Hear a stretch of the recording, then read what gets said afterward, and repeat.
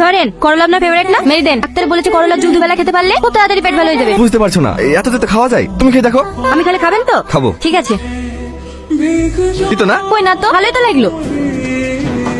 ঠিকই তো, একটু হতে তো না, আসলে গ্লাসটাতে প্রবলেম ছিল। এই একটা কথা বলবো? হ্যাঁ বল। এই তোমার আবার কি হলো? আচ্ছা আকাশ, তুমি আমাকে ভালোবাসো? কি পাগলের মতো কথা, এবার নতুন করে বলো কি আছে? বলো না, তুমি আমাকে কতটা ভালোবাসো? ভালোবাসা কোনো পরিমাপ হয় কিনা আমার জানা নেই। ভালোবাসা বলতে আমি শুধু তোমাকেই বুঝি। তোমার প্রতি আমার ভালোবাসা যতটা আছে তা এক জীবনে শেষ হবার না। আচ্ছা, তুমি যদি কোনোদিন জানতে পারো তুমি যাকে ভালোবাসো সেই মানুষটা আমি না, তারপরেও কি তুমি আমাকে এইভাবে ভালোবাসবে? এটা আবার কেমন প্রশ্ন?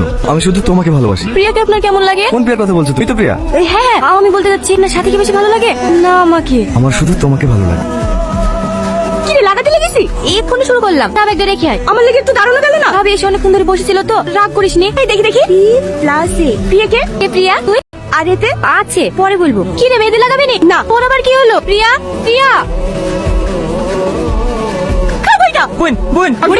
কতদিন ধরে দেখছি তুই ছোটখাটো কথাতে রেগে যাচ্ছি। তোর কি হয়েছে বলতো? আমি নিজেই জানি না আমার কি হয়েছে। আমি তো তোকে প্রিয়া সেই আকাশের সাথে ভালোবাসা নাটক করতে বলেছি, তা আমারও তো হিংসা হয়েছে কেন? ও যখন তোর দিকে তাকায় আর তোকে দেখে হাসে, তোর সাথে কথা বলে, তখন আমার শরীর চলে ওঠে।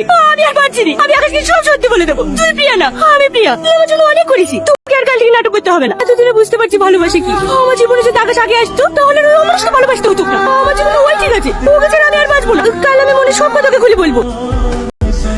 এই সাথী, কি ভাবছি? কিছু না, কাল থেকে আমাকে আর নাটক করতে হবে না।